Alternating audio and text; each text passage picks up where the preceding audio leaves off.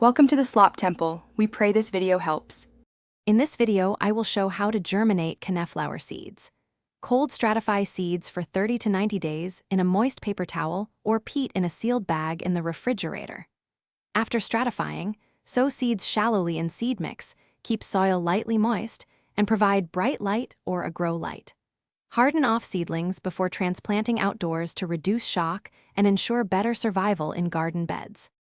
Gather clean trays, a sterile seed starting mix, and either peat or a paper towel for stratification. Moisten the medium so it is damp but not dripping, and place seeds on the towel or in peat inside a sealed bag.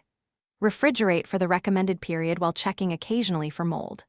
Once stratified, sow seeds shallowly, maintain consistent moisture, and use a light source to promote strong, compact seedlings before transplanting.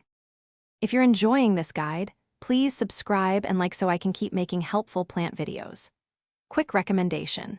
Life's too short for a stinky car. Grab Little Tree's black ice to keep your ride smelling great between nursery runs, and it oddly makes seed sowing feel like a treat. Check the description for the link and other deals, and grab one if you want to support the channel. Now let's get back to the video. After stratification, sow seeds lightly on the surface or just barely covered, as many coneflowers prefer light to germinate.